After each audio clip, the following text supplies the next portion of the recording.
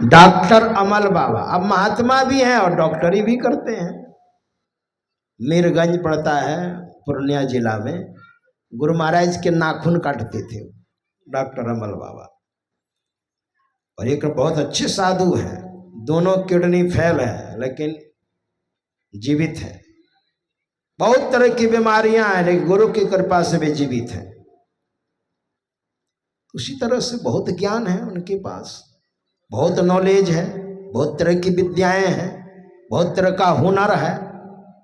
तो वे वैशंपायन ऋषि जो थे यजुर्वेद के तो ज्ञाता थे, लेकिन अलग से वैशंपायन ऋषि महाभारत के भी ज्ञाता थे। महाभारत को पंचम वेद कहा गया है, महाभारत के भी ज्ञाता थे वो। उन्होंने जन्मजय को महाभारत सुनाया है ना, वैशंपायन ऋषि ने।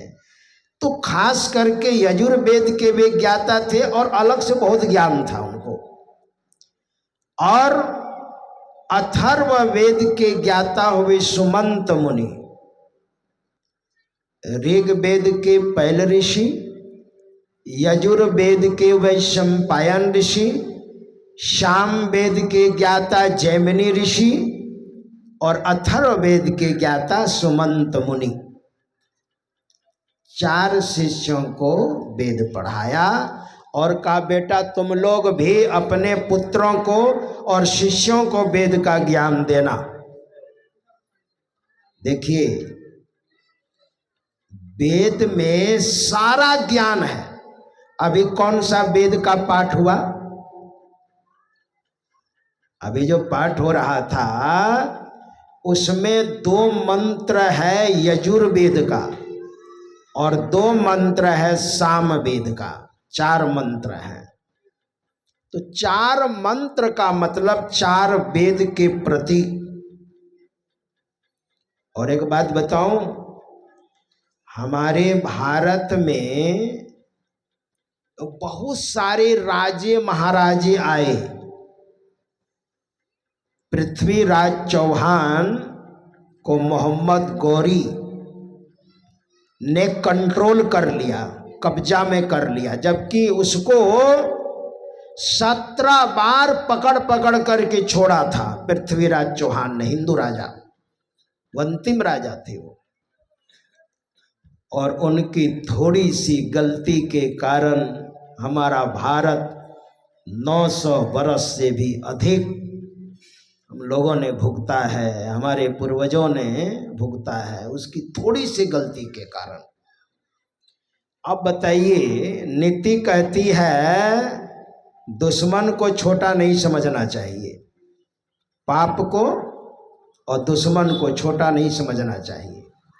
मोहम्मद गौरी को उसने 17 बार पराजित किया। और कहाँ के थे मोहम्मद गौरी? सब थे अरब के, पश्चिम के थे सब। और भारत को तो सोने की चिड़िया कहा जाता था। भारत गुरु का देश, सबसे अधिक संत महात्माओं का प्रादुर्भाव हमारे भारत में हुआ है। ये गुरु का देश, ऋषि मुनियों का देश और सोने की चिड़िया कहा जाता था। पृथ्वीराज चौहान ने थोड़ी सी गलती की और हम लोगों ने, हमारे पूर्वजों ने उस दुर्दशा को देखा है। एक बार इनकी गलती क्या हो गई, अरे उसको तो मैंने 17 बार पराजित किया है। और पकड़ पकड़ करके छोड़ देते थे, सेना को मार करके और उसको पकड़ करके बेइज्जती करके अपमान करके छोड़ देते थे। 18वीं बार पृथ्वीराज चौहान को खबर दी गई, महाराज 18वीं बार मोहम्मद गौरी ने आक्रमण कर दिया है हमारे भारत पर। तो पृथ्वीराज चौहान ने कहा अरे ठीक है मैं जानता हूं, जबकि खुफिया विभाग ने सूचना दी। अरे वो क्या कर सकेगा, उसको तो मैंने मन में सोचा इतनी बार जब मैंने पराजित किया है तो बस पकड़ लिया पृथ्वीराज चौहान को, और पकड़ करके 17 बार माफ किया उसने, एक बार भी माफ नहीं किया। और पकड़ करके अफगानिस्तान ले जा करके मोहम्मद गोरी ने पृथ्वीराज चौहान की दोनों आंखें जिंदे में निकलवा ली। बोलिए आप। हालांकि मोहम्मद गौरी को तो मार डाला है ना, पृथ्वीराज चौहान ने मार डाला, लेकिन उसके बाद क्या हुआ, हमारे भारत का क्या हुआ, बोलिए आप। इसलिए कहते हैं राजा गलती करे प्रजा भुगतती है, और प्रजा गलती करे तो राजा भुगतता है।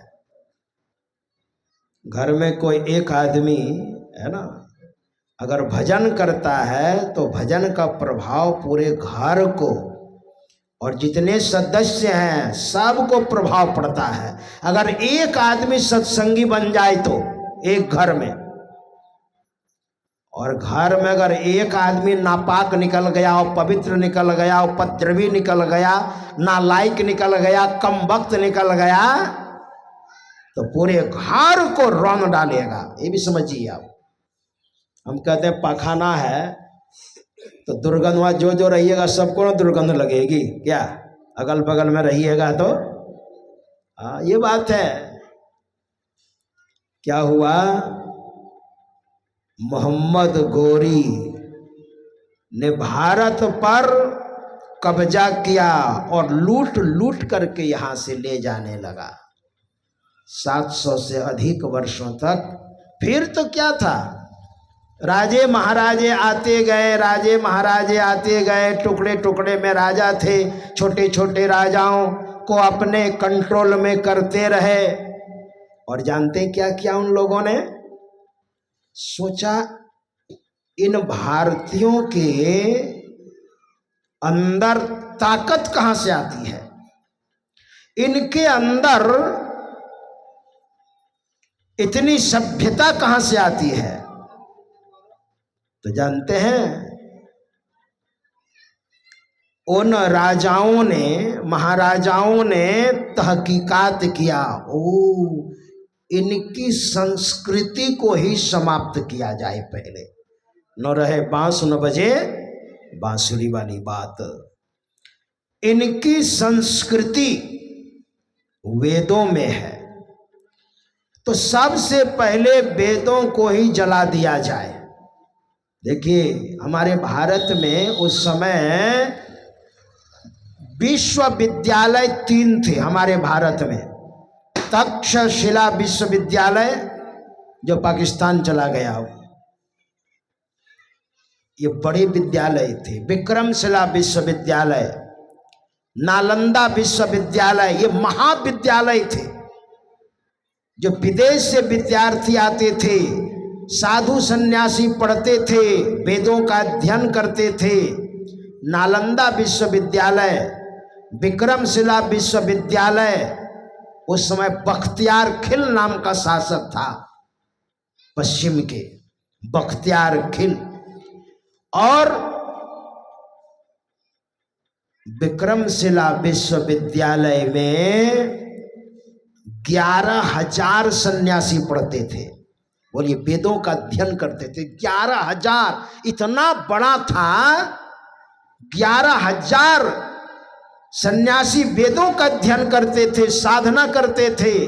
और बख्तियार खिल ने नालंदा विश्वविद्यालय, विक्रमशिला विश्वविद्यालय पर आक्रमण किया और उसको ध्वस्त किया। पूरा पूरा ध्वस्त नहीं कर सका, तो बाहर से मिट्टी डाल करके उसको सोचा इसको बंद कर दें, तो वो जगह ऊंची हो गई। अभी खुदाई चल रही है, अभी मोटी मोटी दीवार। विक्रमशिला विश्वविद्यालय, जब विक्रमशिला हॉल्ट है, आप जाइएगा तो नालंदा विश्वविद्यालय में आग लगाई गई तो जानते हैं 18 दिनों तक केवल ग्रंथों में आग थी।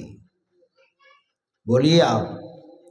तो उन राजे महाराजाओं ने सोचा इन भारतीयों की जो संस्कृति है वो वेदों में है, तो वेदों को हम जला देंगे, ना रहेगी संस्कृति। संस्कृति नहीं रहेगी तो सभ्यता नहीं रहेगी, और सभ्यता नहीं रहेगी तो बने बनाए यवन विधर्मी। फिर तो अपनी रोटी सेकने में बड़ा आनंद आएगा, पहले इनके ग्रंथों को जलाओ। इसलिए हमारे गुरु महाराज ने पहले वेद मंत्र दिया है सत्संग योग में कि हमारे सत्संगी वेद को पढ़ेंगे। जैसे ग्रंथ को उल्टाएंगे ना, संत मत का जो मुख्य ग्रंथ है सत्संग योग, शुरू में गुरु महाराज ने 4 वेद मंत्र दे दिए हैं, क्योंकि उल्टा करके देखेंगे अरे वेद मंत्र है ये, वेद का ख्याल होगा, वेद को लोग याद करेंगे। हमारे गुरुदेव ने एक बार कहने की कृपा की थी, जिनका विग्रह स्वरूप आपके सामने में है, इन्होंने कहने की कृपा की थी कि प्रत्येक सत्संगी को सत्संग योग पढ़ना चाहिए, और नहीं पढ़िएगा तो कुछ समय के लिए संत मत का मतलब में ही मत नहीं है ना। संत मत का मतलब भोले बाबा ने क्या कहा सुनिए, यहाँ न